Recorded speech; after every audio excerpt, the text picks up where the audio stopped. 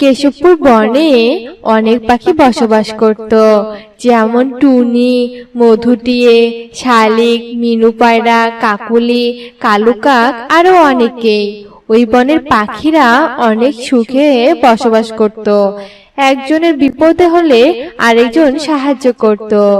একদিন শালিকের মেয়ে শিলু ভীষণ অসুস্থ হয়, আর তার চিকিৎসা করার মতো পর্যাপ্ত টাকা শালিকের কাছে ছিল না। শিলু মারে, এখন আমি তো চিকিৎসা কি করে করাবো মা? তো চিকিৎসা করার মতো যে আমার কাছে কোনো টাকা নেই। শালিকের এসব কথা টুনি শুনতে পায় আর বলে, আমরা থাকতে বনে কেউ বিনা চিকিৎসায় মারা যাবে না। এই নাও টাকা, আর ভালো করে শিলুর চিকিৎসা করাও। সত্যি টুনি, তুমি খুব ভালো। কি করে যে তোমাকে ধন্যবাদ দিব তার ভাষা আমার জানা নেই। ছি ছি দিদি, তুমি এসব কি বলছো? বনের একজনের বিপদে আরেকজন সাহায্য করবে, এটাই তো বনের নিয়ম। আর তুমি চিন্তা করো না, শিলু সুস্থ হয়ে যাবে। এ বলে টুনি সেখান থেকে চলে যায়। এভাবে বনে সব পশু পাখি একে অপরকে সাহায্য করে, আর এভাবে তাদের দিন চলতে থাকে। একদিন এক রাক্ষসী পাখি ওই বনের উপর দিয়ে যাচ্ছিল। ঠিক এমন সময় সে নিচে তাকিয়ে দেখতে পায় বনের পাখিরা মনের আনন্দে হাসছে, গাইছে, নাচছে। এ দেখে রাক্ষস পাখি বলে, তোমাদের এত সুখ, এত হাসি আমার সহ্য হচ্ছে না। আমার মনে কোনো আনন্দ নেই, আর তোমরা এত আনন্দ করছো। তোমাদের আনন্দ দেখে আমার হিংসে হচ্ছে। আমি তোমাদের এত আনন্দে বাস করতে দেবই না। এ বলে রাক্ষসী পাখি তার দুষ্টু জাদু দিয়ে বনের সব গাছদের জীবিত করে দেয়, আর গাছগুলো হাঁটতে, চলতে এবং কথা বলতে পারে। বনের গাছগুলোকে এভাবে চলতে দেখে বনের সব পাখিরা ভীষণ ভয় পেয়ে যায়। বাঁচাও, এরা আবার কারা? এরা কোথায় থেকে এলো? দেখে তো রাক্ষসীর মতো মনে হচ্ছে। পালাও তোমরা, সবাই পালাও। এই বলে সবাই পালাতে শুরু করে। এই দেখে রাক্ষসী পাখি অনেক খুশি হয় আর বলতে থাকে, এইবার তোদেরকে দেখে আমার খুব আনন্দ হচ্ছে। এখন হাসাহাসি কর তোরা। আমি যাদের এই সুখ আনন্দ দেখবো তাদেরই এইরকম করব। সবাইকে আমি দুঃখে কষ্ট দেখতে চাই, একমাত্র আমি হাসি খুশি থাকবো। কি মজা! এই বলে রাক্ষসী পাখি সেখান থেকে চলে যায়, আর বনের গাছগুলো তাদের ডালে কোনো পাখিকে বসতে দেয় না। গাছগুলো সব পাখিদের বাসা ভেঙে দেয়। শালিক উঠতে উঠতে ভীষণ হাঁপিয়ে যায়, তাই ও ওর বাসায় গিয়ে বসে।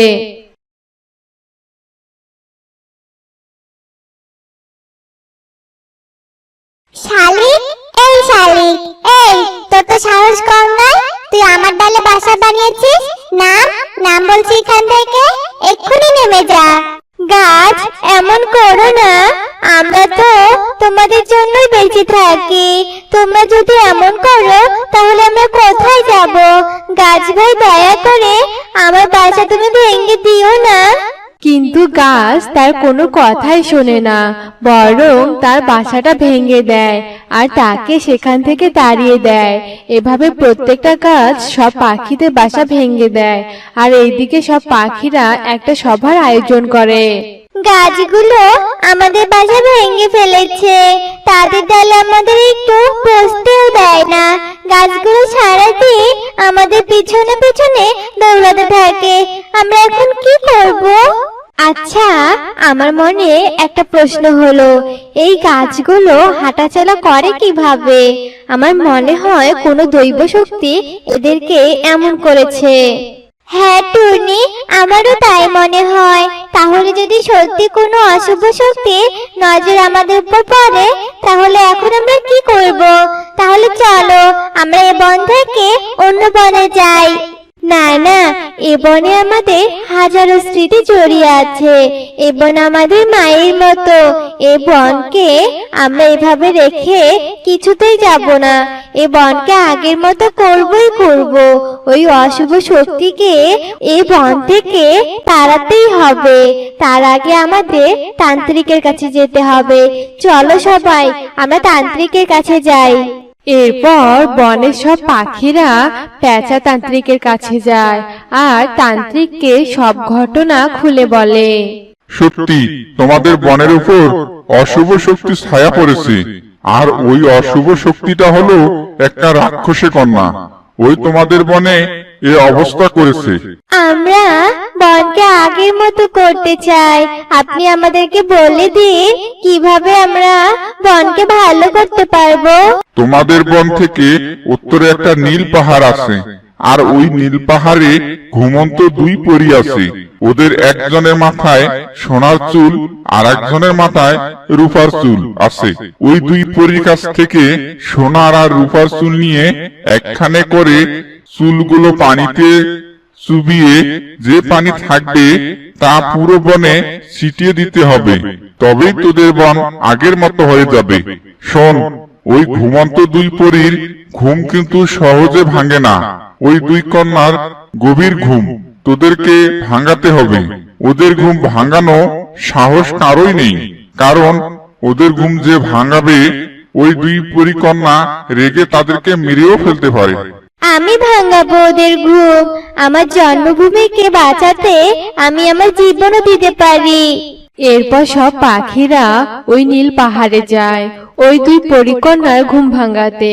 পাখিরা পরিকন্যার কাছে গিয়ে কান্না করতে থাকে। পরিকন্যারা উঠো, আমাদের সাহায্য করো। আমরা তোমাদের কাছে সাহায্য চাইতে এসেছি। ওঠো, ঘুম থেকে ওঠো তোমরা।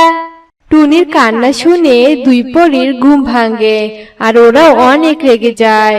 কার এত বড় সাহস আমাদের ঘুম ভাঙার? এই কে তুই, আর আমাদের ঘুম ভাঙানোর সাহস হলো কি করে তোর? হ্যাঁ, তোকে তো আজ আমরা মেরেই ফেলবো।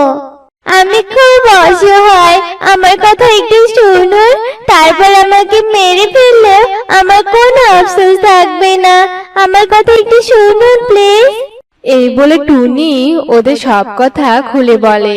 সব শুনে ওদের ভীষণ মায়া হয়, আর ওরা দুই পরিকন্যা ওদের চুল থেকে কিছু অংশ কেটে টুনিকে দেয়।